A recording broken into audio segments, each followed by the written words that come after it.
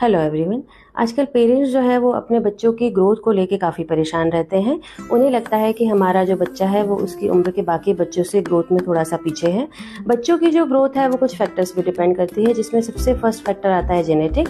अगर पेरेंट्स की हाइट और वेट कम है तो बच्चे की हाइट और वेट भी कम हो सकता है।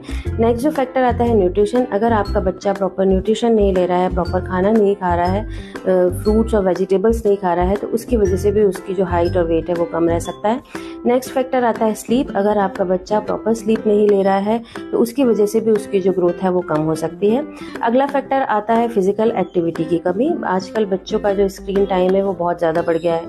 बच्चे अक्सर लैपटॉप के सामने, टीवी के सामने या मोबाइल में गेम खेलना ज़्यादा पसंद करते हैं। वो फिजिकली बाहर खेलने नहीं जाते हैं, उसकी वजह से भी उनकी जो ग्रोथ है वो अफेक्ट हो सकती है। अगला रीज़न आता है हार्मोनल डिसबैलेंस। अगर आपके बच्चे की बॉडी में ग्रोथ हार्मोन कम सिक्रीट हो रहा है या थायराइड डिसबैलेंस है तो उसकी वजह से भी आपके बच्चे की जो ग्रोथ है वो कम रह सकती है। बच्चे की ग्रोथ को अच्छा रखने के लिए हमें कुछ प्रिकॉशंस का ध्यान रखना चाहिए। जैसे बच्चों का जो फिजिकल एक्टिविटी है वो हमें बढ़ाना चाहिए, उन्हें बाहर पार्क में खेलने के लिए भेजना चाहिए, उनके न्यूट्रिशन पे ध्यान देना चाहिए, उन्हें प्रॉपर खाना देना चाहिए जिसमें हरी सब्जियां, फ्रूट्स शामिल हों। उनके न्यूट्रिशन का हमें प्रॉपर ध्यान रखना चाहिए।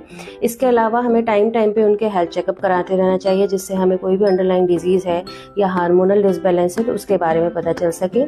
बच्चों की ग्रोथ के लिए आप होम्योपैथी को अपना सकते हैं और होम्योपैथिक ट्रीटमेंट के लिए आप डॉक्टर जोशी होम्योपैथी क्लिनिक से कांटेक्ट कर सकते हैं। Thank you.